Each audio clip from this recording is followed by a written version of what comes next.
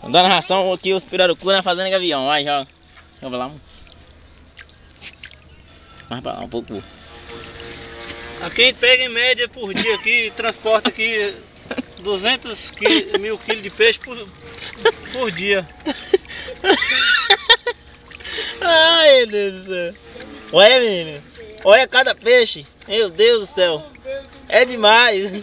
Peixe de 2 quilos aqui abaixo a gente solta de novo, né? O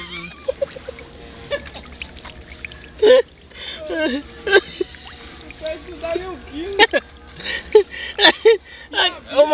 O mais pequeno que nós pegou aqui dá 200 quilos.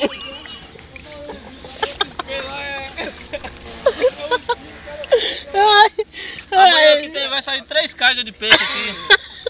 A partir das 2 horas. Ai, meu Deus do céu.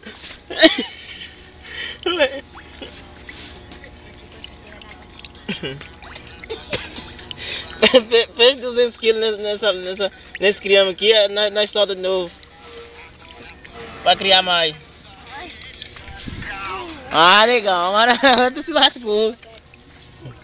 O de 200 quilos não soltou, o maior foi embora, foi de 380 quilos. Ai, meu Deus do céu. Vou tentar pegar um aqui que é muito grande, a Maria. Ah, meu peixe. Tu tá caminhando por molhar os pés? Por quê? É que a senhora fica escorregando, eu não vou. Ela tomou café cedo ontem.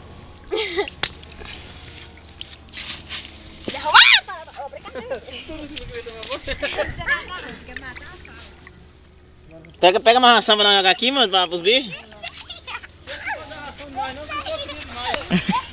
Não pode dar ração demais, não for os peixes engordam demais, já tá gordo demais.